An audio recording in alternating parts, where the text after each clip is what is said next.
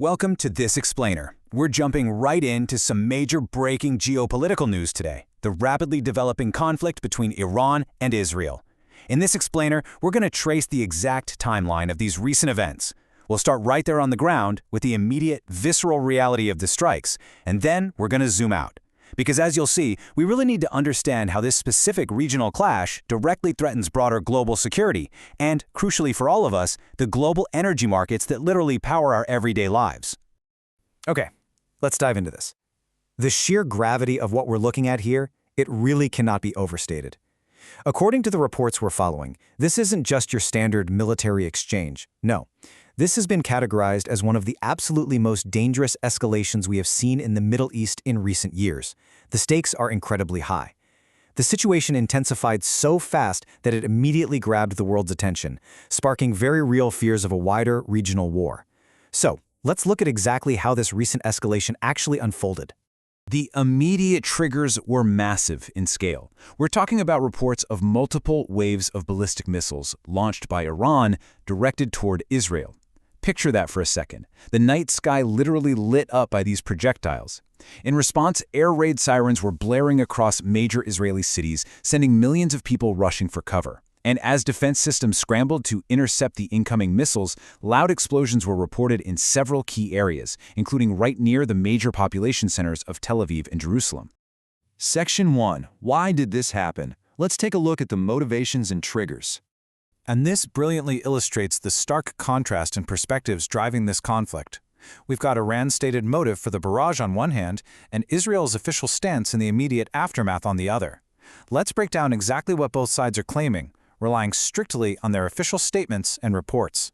According to reports out of Tehran, Iran stated that these missile strikes were a retaliatory response to previous Israeli military operations that had targeted Iranian facilities as well as senior military figures.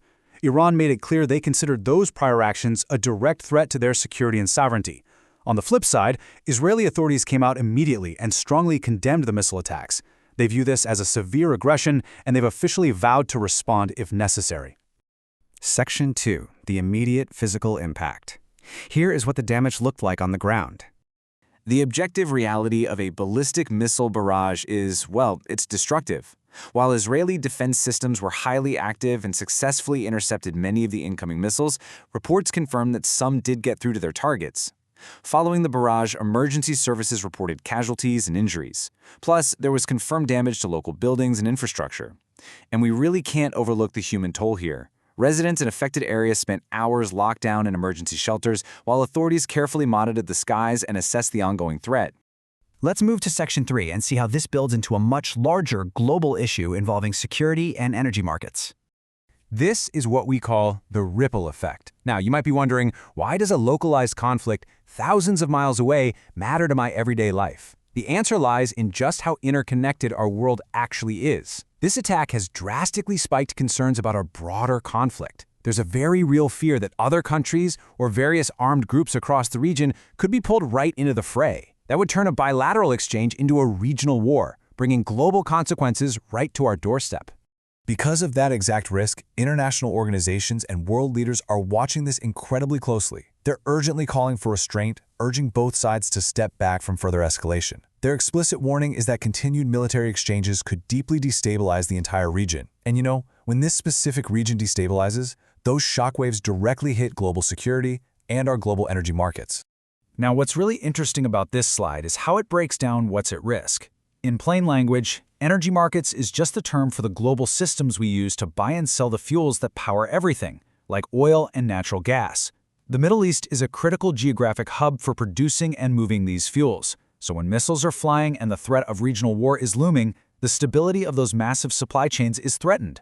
Even just the fear of a disruption can send shockwaves through this system, potentially spiking fuel prices worldwide and hitting the global economy. So we're left with this really stark contrast, a localized event, a direct exchange of missiles between two nations, carrying a massive global consequence. The immediate reality is sirens and emergency shelters in the Middle East, but the looming threat is a destabilized global security apparatus and a highly volatile economic situation if energy supplies get interrupted. It is a very precarious balance. Section 4. Diplomacy or wider conflict. Are we heading for a resolution or a major escalation? So the crucial point is understanding the timeline of what actually happens next, according to reports and defense analysts. Right now, we're in step 1, assessing the exchange. The world is watching to see if this remains a limited, isolated event or the start of a larger confrontation. Step 2 is happening right now behind closed doors. Both sides are weighing their critical next moves. Israel has vowed to respond if necessary, and Iran has warned of further action if threatened. Step 3 is the simultaneous global push, ongoing diplomatic efforts. World leaders are working overtime through diplomatic channels to lower these extremely high tensions before Step 2 leads to further military action. This is the big question right now, and I want you to consider the sheer fragility of this moment. Analysts have made it clear that the coming days will be absolutely critical.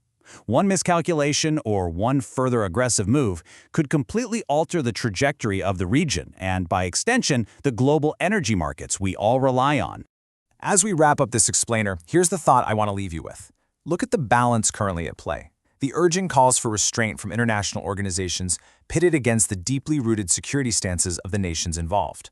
Could diplomacy truly prevent a wider conflict here, or are tensions inevitably likely to rise further? It's a complex, incredibly high-stakes situation that's going to require close monitoring in the critical days ahead.